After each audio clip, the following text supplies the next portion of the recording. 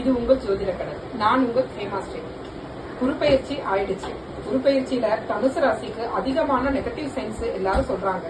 ஆனா இந்த negative sense பாசிட்டிவா மாத்துறதுக்கு உங்க ஜனனகால ஜாதகத்துல, முக்கியமா ஜனனகால ஜாதகத்துல தனுசு ராசிக்காரங்களுக்கு குரு 2ல இருந்தாலும் சரி, 6ல இருந்தாலும் சரி, 8ல இருந்தாலும் சரி, 12ல இருந்தாலும் சரி, இந்தந்த இடத்துல குரு இருந்துச்சுன்னா உங்களுக்கு கண்டிப்பா பாசிட்டிவ் சைன் தாங்க நடக்கும்.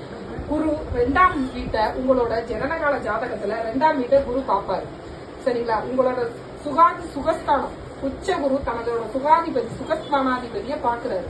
சோ உங்களுக்கு குரு உங்களோட ஜனனகால ஜாதகத்துல இந்தந்த இடத்துல இருந்தா தனுசு ராசிக்காரங்களே உங்களுக்கு எல்லாமே நன்மையா தாங்க நடக்கும்.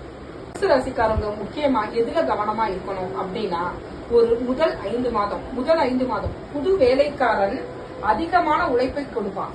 அப்ப புதுசா குரு இங்க வந்திருக்காரு, அதிகமான உழைப்பை கொடுப்பாருன்னா அதிகமா வேலை செய்வாரு. முதல் 5 மாதம் மட்டும் நீங்க கொஞ்சம் கவனமா இருந்துட்டீங்க அப்படின்னா அடுத்து உங்களுக்கு ஈஸியா இருங்க. முதல் 5 மாதம் எதுல கவனமா இருக்கணும் அப்படின்னா, புது இம்ப்ளிமெண்டேஷன், புது ஏதாவது வேலையில நான் இன்வெஸ்ட் பண்றேன், உங்களோட சேவிங்ஸை இன்வெஸ்ட் பண்றது, கெட்ட பேரு ஆணா இருந்தா பெண்ணுக்கும், பெண்ணா இருந்தா ஆணுக்கும், இவங்க 2 பேருக்குமே பிரச்சனைகள் வரும்.